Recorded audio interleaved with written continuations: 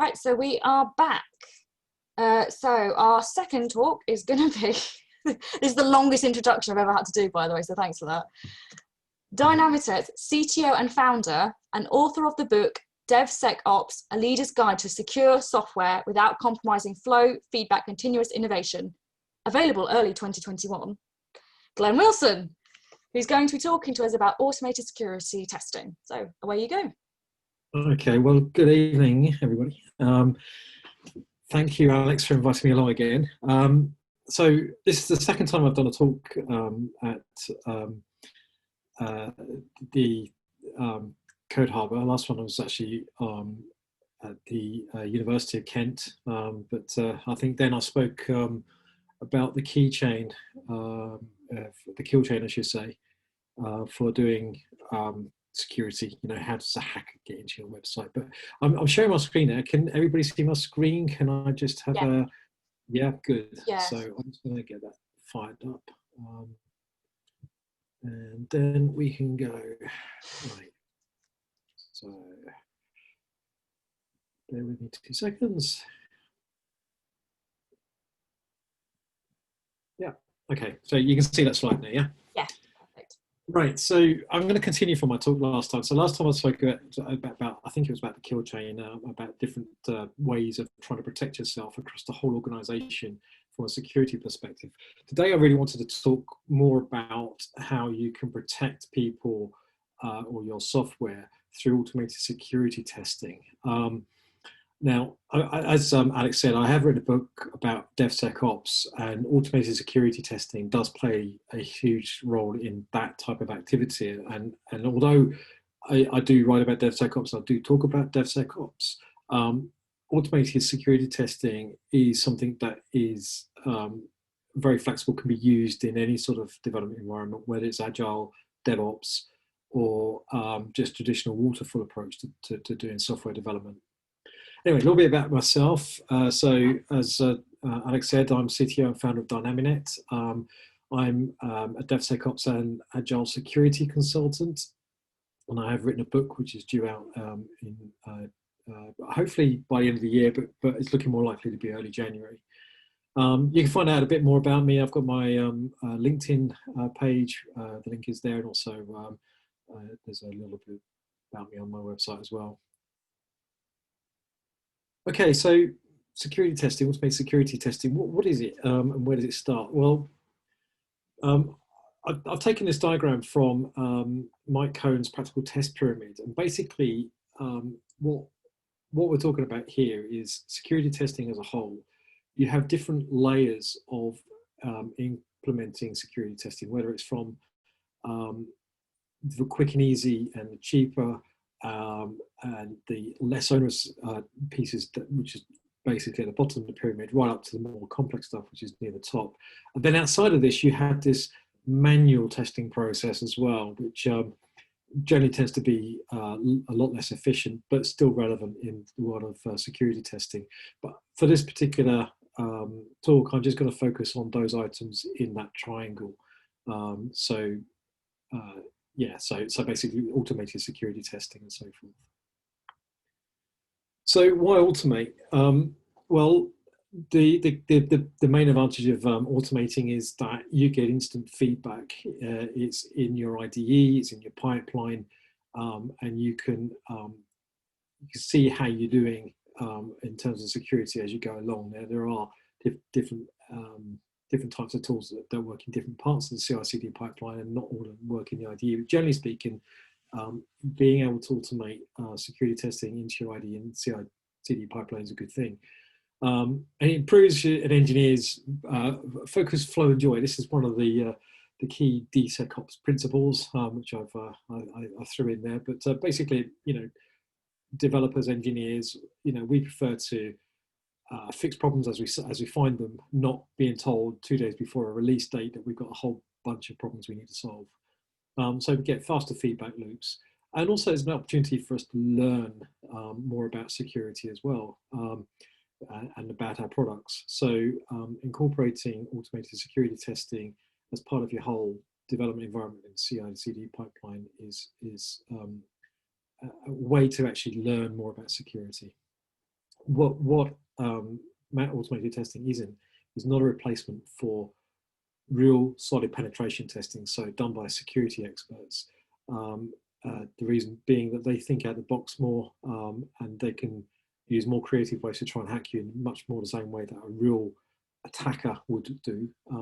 So there's still a place for that. There is no silver bullet tool. So the different types of application security testing I'm going to show you tonight, it's not a case of choosing one over the other. It is choosing the best fit, and maybe you might choosing more than one tool. And some of these tools can be quite difficult to actually incorporate into your pipeline as well. So I'm going to move on to the first one, which is static application security testing, sometimes known as SAST. What this is basically is like an automated code review. You run a SAST tool against your source code or a bunch of binaries, which it decompiles, and it then looks inside your code for, I guess, patterns of potential errors in your code that are, I would say, code smells or certainly vulnerabilities that can be easily identified. SAST is usually it's usually guided by your application architecture, and what I mean by that is that if a function is calling another function is calling another function, it knows that and will look at how the different functions interact with each other. Now, in real life, you may not actually ever call those functions in that order or in that sequence, and so there is a little bit of there's not so much context in some what SAST does, but I'll come on to that in a second. And what it does is it identifies issues inside your code. Most of the SAST tools that I've worked with generally tend to highlight the actual line in your application where there's or in your software where there's a potential vulnerability, and it'll tell you a bit about that vulnerability and help you to fix that vulnerability. Anyway, that's what SAST is. There are some advantages and disadvantages of using SAST. So this will help you decide whether it's the right thing to use in your scenario. So it is very good integrating with both the IDE and within your CI/CD pipeline, because it is like an automated code review. It sits there above your IDE, and you can validate your code any moment you want. You can just run a very quick SAST scan, and it will tell you straight away whether there's any potential vulnerabilities in your code. It's a very mature product nowadays. There's lots of products out there that are available on the market. Some have been around for many years, and as a result, there's lots of frameworks and languages now supported by SAST. So you shouldn't have any problems finding a SAST tool that supports the products that you develop here, or the languages and the frameworks you develop in. It's also very good at identifying the exact line of code where the particular problem could be, so it enables developers to fix it really quickly. And it's very good at spotting very simple coding areas, so the very simple low-hanging fruits that could lead to software vulnerabilities. The disadvantages or the limitations of using SAST is, well, the biggest one is that it does, or potentially can, produce a lot of false positives. And this is because, as I mentioned earlier, it looks at the architecture of your code. And because it's looking at the architecture of your code, it will flag anywhere within that particular code base where it thinks there might be a vulnerability. However, you might have addressed that vulnerability using one particular function, but if there are other functions that are being called by that one function that doesn't address that same issue, then SAST is likely to call that out and say, you've not addressed this in these functions. Well, I've addressed it in this function, and you can only go through this function to get to the others, for example. That's one of the limitations of SAST. So it does produce a hell of a lot of false positives. So I've just mentioned it there, that it actually lacks the runtime context of the application. It doesn't actually understand how the application runs. It just knows how it's been built. You may also find that the rules that govern the way that scans, that vulnerabilities are identified by the scanners, need tuning, and that often needs to be done by somebody who is very good at security. So you might need to pull in somebody from your security team to actually help you tune the SaaS tools. So they're the pros and cons of using SaaS. The next one I want to talk about is something called dynamic application security testing. So if you think of this one as being like a code review, someone looking over your shoulder and looking at your code, DAST, or dynamic application security testing, is like the debugger. It's like somebody actually looking at the code while it's running. So it's been like an automated penetration test. What it does is it takes a functional test that you may have already automated, or you can record a manual functional test or user acceptance test or whatever, and put it into something like Selenium. And then what DAST does is it replays those functional tests, but instead of injecting real value or real data, it'll inject malicious data. So it could inject SQL injection attacks, or it could run the same code over and over again to mimic, say, a brute force attack on a password, for example. It uses data fuzzing, which is what I've just been talking about, which is where you take data and you convert it into sort of like malicious content. So, for example, a SQL injection attack or a cross-site scripting attack, or any other sort of like you could be trying to insert too much data into a field, and that can cause problems as well. So that is what dynamic application security testing is. And typical format of this particular presentation, I'll tell you what the pros and cons are. The biggest advantage of DAST is that it is as near to penetration testing as you can possibly get, because it is actually like running bad code or bad data entries into your application to see how your application manages that data. So that is one big advantage of it. So you can actually see how your application deals with that data and how it would do it in a real life situation.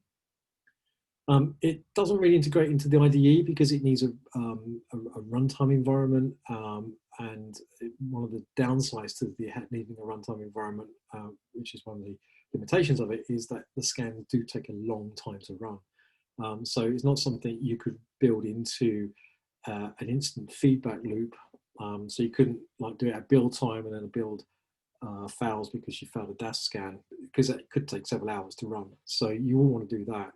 But certainly you should run it asynchronously to let you know whether your application is secure or not. It does actually have lower false positives because it's actually trying to do what a hacker does, and will identify when the application is insecure. And also it generally tends to be language agnostic because it's looking at the data. It's not looking at the actual functions within the application or the code, with how the code is written. All it just needs to know is, does the data go in and does it come out in these different formats as it goes through the application, through the endpoints. The downside to using DAST is that you do need to have a suite of functional tests that are automated. So therefore you do need to build that repository up, whether you're recording manual tests or already have a suite of automated tests. So your code coverage is only going to be as good as your functional test coverage. And the other problem is that DAST can also affect the integrity of your test systems. So if it's injecting a piece of SQL injection, for example, that causes a problem, it could disrupt the way that your database is managed, and it might mean that you have to rebuild the database. So you need to take those into consideration as well with the DAST tool. So the next one I want to talk about is something called interactive application security testing. These are all what I call AST tools. So you've got SAS, DAST, and then the final one being IAST. Interactive application security testing, very similar to DAST in that it requires a runtime. However, it is a passive utility. It sits there listening to your code. You don't actually have to start it every time you want to scan your code. It is just sitting there listening to your application at runtime. So you can even put it into an environment where you're writing your code in your IDE, and if you're running something in debug, it could be sat there in the background listening to that running instance and flag particular vulnerabilities that way as well. So it's quite good at running in your IDE, and it's also very good at running in the CI/CD pipeline. And what it basically does is it looks to see how your application handles the data that's passing into the application. Now, unlike DAST, which is language agnostic, interactive application security testing is actually language. It knows the language, and therefore is able to see how each of the different methods in your application is handling data as it goes through. So, for example, if you pass in a string, is it being validated? Is it being sanitized? And if it's not being validated or sanitized, it will call that out and say, you're writing this to a database and it's not being sanitized or it's not being validated. It works with any sort of functional testing, whether it be in your developer's IDE or whether it be functional testing, application security testing, the latter end of the pipeline. So it is very flexible in that sense because it just sits there listening. So what are the pros and cons? Well, as I say, you don't need to trigger a scan. It's just running all the time. So it's not that invasive. You don't need to remember to start it up as long as you've got it started when you start your actual, say, your JVM or your .NET runtime, for example. It's just there running. So you don't have to think about starting up every time you want to run a scan. It also has a low number of false positives because it does this contextualized analysis as well. It's always running against your code. So it's always scanning against code that's running. So it knows what that code is actually doing. So it's contextualized in that way. And as I said earlier, it produces this fast feedback loop because it identifies a vulnerability at the point when it comes across it. It will tell you straight away, whether it be flagging it up in a dashboard or announcing it in your IDE or even sending messages to certain emails or Slack or whatever. You can integrate it that way. So there are limitations of IAST. I just want to point out that IAST for me is probably one of the better options out there, but there are some limitations. The biggest one for me really is the limitation of language support because it is a very new AST tool onto the market. There aren't very many vendors that are producing at the moment, and it's quite a complex piece of software to develop. So there are only a couple of main players in there. I know a couple of other vendors have actually tried and they've actually dropped out of the market because it was too complex. But those that are stuck with it, they're slowly building up their language base, but as you can imagine, it's not as mature yet. And again, code coverage is only as strong as the number of functional tests that you're running. So if you're not running all the different paths through your application, you won't necessarily find out if there's a vulnerability in that particular part of your code. So what I was going to say next is these AST tools are absolutely brilliant, they're great, but what you should really do is if you identify vulnerability through these AST tools, write unit tests around them, because then that way you can actually run those as part of your development environment no matter what. So for example, if you find something in DAST, you can rewrite that particular vulnerability you discovered into a unit test and then discover it much earlier in the life cycle. Pretty much the same with IAST and SAST as well. So please write unit tests against the vulnerabilities you find in these SAST and DAST tools. Another automated security testing tool out there, or tools out there, is something called software composition analysis. Now, most developers are more interested in writing the business logic. They don't really like writing the plumbing logic as such. And so they're likely to download a library or reference another binary that's written by a third party or another application written by a third party, and they pull that into their code. What we don't know is how secure that code is. We don't know whether there are any vulnerabilities at all in the software that's written by another company. We can validate our software with the AST tools I just mentioned, but we cannot validate their software in the same way. So what we tend to do then is we run this the dependency scanning tools, that do really three things. They first of all, they look for vulnerabilities within those open source libraries by comparing the versions of those libraries against a database which maps that particular version against any known vulnerabilities that have been recorded already. So it can tell you straight away if that particular component you're using is vulnerable or not. It also tells you what your open source tools are in your application. As you say, developers are putting these open source components into their software all the time. So it's very difficult to keep a handle on it. So running a tool that can actually do a scan and give you an output of how much of your code is third party is quite important, I think. And the third piece of functionality it does is it validates your licenses. There are two types of licenses really. There's permissive and restrictive. Restrictive licenses generally tend to be those that are proprietary. So you buy a piece of software, you pay for the license, and the license can, there's restrictions about how you use that particular license. You can't reset it, you can't reuse it, whatever. But then you've got the more permissive ones, which allow you to run that software however you'd like. But those permissive ones also have certain rules around them, and you need to make sure that you adhere to those licenses as well. And so the SDA tools can actually help you identify those. So again, what are the pros and cons? Well, the biggest advantage of it is that it identifies vulnerabilities in your open source software, in the third-party libraries you've brought into your source code. Again, and because it's running against a known database of vulnerabilities, it is fairly accurate. There's not going to be that many that many false positives.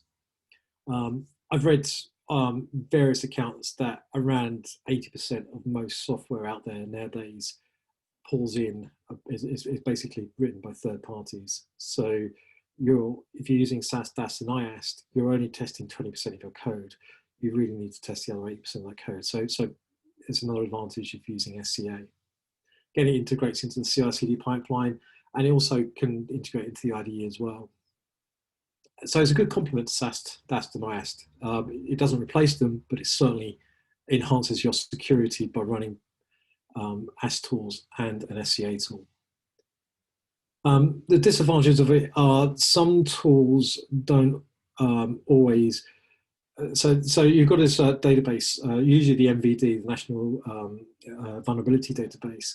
Now, not every vendor, when a vulnerability is discovered, announces it so that it's recorded in the MVD. So you do need to be careful that the tools that you're using has a large number of CVEs within its own database. And if you go to many of the vendors, they will try and tell you how good they are at doing that. But you need to make up your own mind. I mean, some vendors will are more geared to some types of software. So they might be going down the Java route, others might be going down the .NET route or whatever. So you do need to be careful about what the vendors are saying. The other thing to be careful of is that accuracy can be a problem. So if you have one component within a whole suite of binaries that contains a vulnerability, you may find that you'll flag a vulnerability no matter which component with that suite of libraries is used.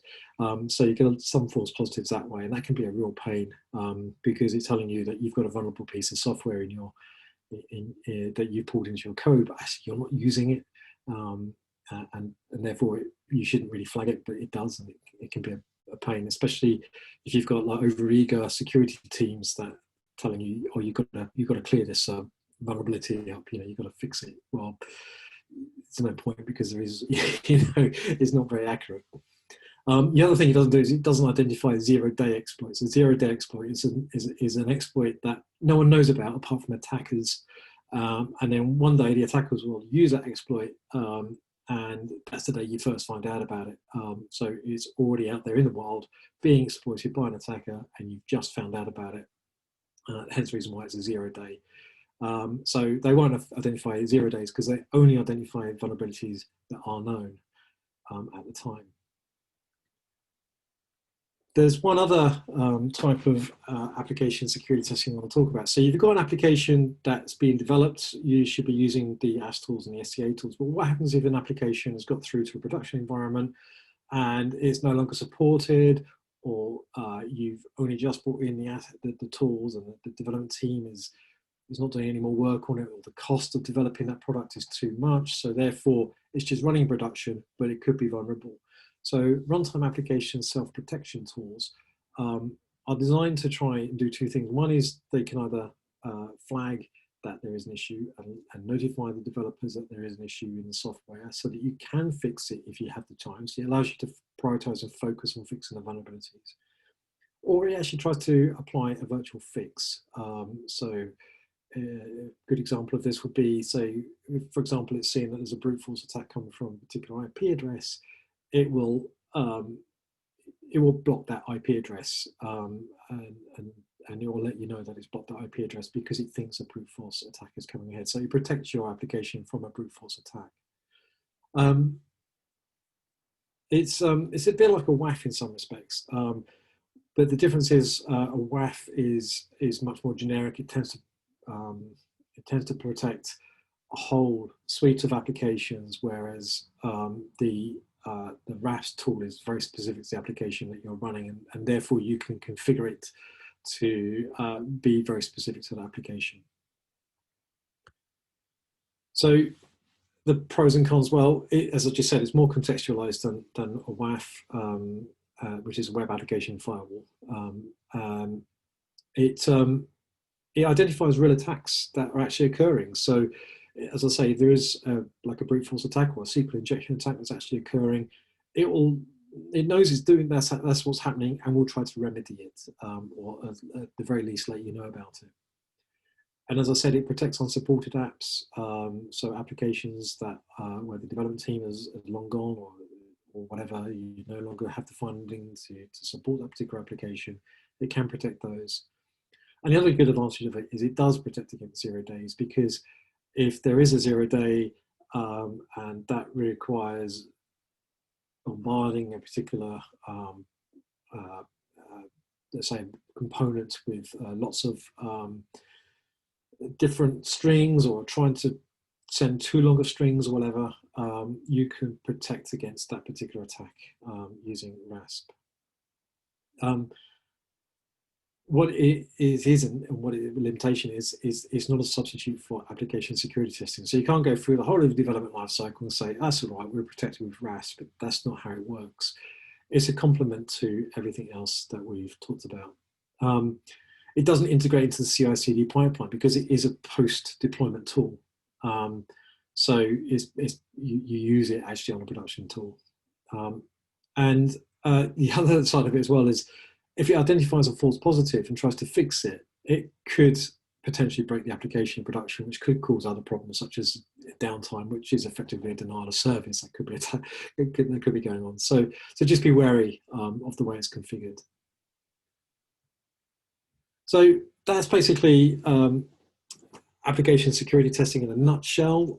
I have written a whole bunch of articles about application security testing, which I've made available on my website and also on LinkedIn as well. So if you go to my profile on LinkedIn and look on articles, you'll see a whole bunch of them there. Or if you go to this URL there, you'll see some there. I've also listed a few vendors here, so you can go check out yourself which ones you think could be of use. There's also OWASP tools as well, which generally tend to be free and are worth looking at. What I didn't mention in my talk is container and image scanning. That's a whole talk in itself, but I have just mentioned a couple of vendors there that do support the scanning of container images. So that's pretty much my talk for this evening. So if anyone has any questions, if you're still awake, then please do far away. Hello. I have a question. Good. Yep. Which automated security testing tools would you recommend? Sort of as the main, like if you had to recommend one, what would it be? So as I said, there's no silver bullet. Or top three then, if that makes sense. I would recommend two that as a default you should always go to. I would always recommend IAST. I think IAST is a great tool that's coming onto the market if it supports your language. And the second one is an SCA tool. So, a tool that scans your dependencies. That way you've covered 100% of your source code. If you only have an AS tool, then you've only covered about 20% of your source code. If you've only got a SCA, although it's better than nothing, it covers 80% of your code. So yeah, I'd always go for IAST and SCA. A lot of people say SAST and IAST, SAST and SCA. My gripe with SAST is the number of false positives it brings out. I've seen it happen too many times where developers have run their scans and they've been bombarded with loads of false positives and they've just switched off. They run the scan and the scans run because they were told to run the scans, but actually they're not doing anything with the vulnerabilities because they don't know where to start. They don't know how to prioritize it. So IAS generally tends to be a little bit better because if it supports your language. Yeah. I don't know if this is something that, this might be quite a big question to ask, but if someone was in that position, like we said, where there's all these false positives, is there anything a developer could do to negate it or to work around it? Or is it just, that's your lot, you've got to just try something else? So what I'd recommend is that if you are going to use a SaaS tool, then use it to identify the types of vulnerabilities that you come up against in your code. So for example, if you run against all your source code and it comes up and it says, oh, we found loads of SQL injection type attacks, then focus on fixing SQL injection type attacks, even though there's hundreds of other issues there. There should be no excuse for having SQL injection in your vulnerabilities in your software. So fix those. That's where you would start. Okay. I wouldn't. I've written an article about this as well, but what I wouldn't do is take this whole great big long list of vulnerabilities to cybersecurity and then have cybersecurity monitor you fix each and every one of them, because you'll never get anywhere. Right. Okay. So you have to go into it knowing that it's not. You have to with a bit of a pinch of salt with some of it, basically. Yeah. Okay. So that's the reason why I recommend IAST, because IAST low false positives. It's pretty accurate. It's quietly sitting there listening to your code, and it's a good tool at the moment. I like it. Okay. We use SonarQube as a way of doing the static analysis, and actually works really well. Once you get past the false positives, actually, it does give you a really good way of, if you've got a number of people doing code review, it gives you does give you a consistent way of creating reliable code that's, once you get past false positives. I totally agree. I think once you got past that false positive, and I don't know how you managed it, but I would imagine it took a lot of time and effort to do that. But once you get past that, it is actually a good tool. It is actually good at doing that code review type of activity that, rather than a manual code review, which can be hit or miss. But yeah, I agree with you that SAST, once you got past the false positive phase, it is very good. But I've been in situations where it's been very difficult to get past that false positive problem. So yeah. And on the CV checking, the SCA stuff, have you used Sensei Labs stuff? Sorry, could you repeat the question? Have you used Sensei Labs checking tools? The Sensei Labs, what is? That does CV checking for your dependencies. Oh, okay. So yeah, there's quite a few SCA products out there that do your dependency checking. I've got a few like mentioned on that last slide. To be honest, it depends on cost. Depends on what you want to achieve. But SCA is in my opinion is a necessity really. If you've written your products using a lot of open source software, then you really do need to know what's in that open source software. But the tools out there are only as good as the database of CVEs that they have. So you just need to be careful that if you're using an SCA tool, and say if you're a Microsoft.NET developer, for example, but the SCA tool you've chosen generally tends to have a lot of CVEs written in Java, then it's not really the right tool for you. You probably want to go to a CVE database that's been written by Microsoft, for example. because it's probably likely to contain more CVs relevant to the tools that you're using. So it's horses for courses in that sense, but it definitely is in my mind, is a necessity to run SCA in your pipeline. Your legal department will like you if you're using SCA as well, because it covers their backsides from any exposure to bad licenses and stuff like that. Yeah, that's absolutely true. I mean, people do use open source software and not realise what they're actually opening themselves up to. There's different layers of permissiveness when it comes to open source software licenses. I can't remember which one it is, but one license agreement says that if you use this piece of software, you must share your software with others. Which means if you've got confidential IP, then you're going to be in breach of that license. So you've got to be careful what you are using. GPL does that. Yeah, GPL. That's right. Yeah, GPL. That's the one. Yeah. You've also got the copyleft as well, which is quite often gets flagged in applications nowadays. Any more questions? Normally, if I was in front of everybody in a room, I'd say, can I have a show of hands? How many people are using any of these tools? Can't do that here, but if you're not using these tools, then certainly I would recommend taking a look. There are some free tools out there. These are all vendor tools here, but there are some free tools out there, such as OWASP, Z Attack Proxy, or ZAP, and some of those tools that I've mentioned. They might have free versions of Contrast Security, for example, as a community license for if you want to test out some IaaS stuff. SonarQube as well, I think, also has a community license. So there are a few tools out there that you can try for free, and see how you get on with it. So definitely worth doing if you haven't done it. I don't know if you can see the chat, but people have actually answered your question. So I haven't used any. Ulrich hasn't. Ethan says they use Sensio Labs for CVE checking. SonarQube, I think is that right? For static analysis. Yeah. Burp Suite for security testing. And Martin says that they're new to web dev stuff. So they haven't either. So it's kind of like we've got a mix of people from the looks of it. Burp Suite actually is actually like a hacker's tool.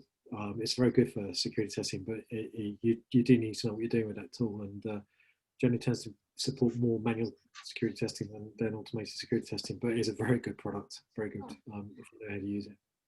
Neil says that they're in my corporate life we use Black Duck and SonarQube as well. Am I pronouncing it? Is it SonarQube?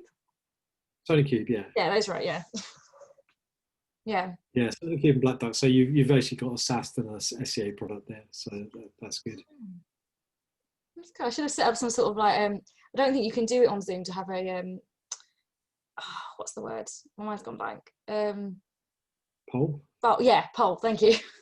Really cool to have some sort of poll that you could do. I don't think you can do that on here. Do it a shame. You can do them, but it depends on your Zoom license. And Ooh. Okay. Yeah, because I was saying over the summer when I was running training, we could do polls. You could also do sort of whiteboarding and stuff like that. But it does depend on what sort of license you bought from Zoom. Oh, I'm going to be looking for that then. That'd be awesome. Sorry, derailing again. Are there any more questions for anyone? Oh, Arca uses Brakeman in corporate. Use Ruby. Sorry, can you say that again? Oh, is it on the chat? I'll look on the chat. Yeah. Arca says they use Brakeman in corporate, which I'm guessing and I think they use Ruby with it. Oh yeah, okay, yeah. Brakeman. Yeah, that's. I must admit, I'm not very experienced with Brakeman, but yeah. Any other questions or comments or? That's good. Really good. Yeah.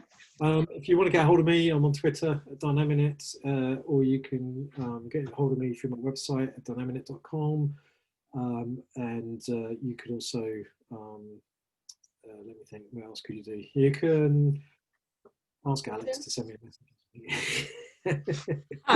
Give me more admin. Yeah, no, I was joking. No, you can get me on Dynaminet. LinkedIn as well, aren't you? Yeah. I'm on LinkedIn as well. So my LinkedIn profile is actually at the start of the presentation. But yeah, you can contact me on LinkedIn. Yeah, And do check out my articles as well. They go to a little bit more depth. The articles about these tools. Yeah. I think on the Code Harbor website, it's just your Twitter, because that was kind of, I can't remember which, if it's either your Twitter or your LinkedIn. But yeah, you're on everything. Yeah, It's very I'm scary. It's one of the easier people to get hold of. It's great. Right, so I think we'll call it there. So I'm just going to do a quick outro. Is it all right if you cancel your thank you? Oh, yeah, see everyone again. Right, so just want to say a quick thank you to our wonderful speakers, Harry Dance and Glenn Wilson. Thank you. Thank you. I'm gonna get the clap reel at some point. To all of you guys for turning up. And that's pretty much it. So next month we've got so that's the Thursday the 5th of November. We've got Nick Ellis, who's going to be talking to us about 5 reasons why user testing isn't working, and followed by Quality Control in Statistical Coding by Ulrich Naumann, I think I pronounced that right, who is actually in here today. So yeah. So yeah, it should be a really good one. Yeah, I think that's everything. How did you do that? Sorry, I just thought Harry's done something on his thing. Neil did it first. I copied. Oh, cool. Sorry, I'm derailing again. I'm allowed to do that. I clicked reactions. Reactions down the bottom. Oh, cool. Oh, that's awesome. Right. See, we learned something at Code Harbor. I've learned a lot today. God. Oh, that's awesome. Oh, so I love it. You can see everyone's things popping up now. Right, no, Ethan says thank you to all of us. Thank you. So does John, Martin. So yeah, basically everyone says thank you. Right, so yeah, I'm just going to close the recording now. So thank you.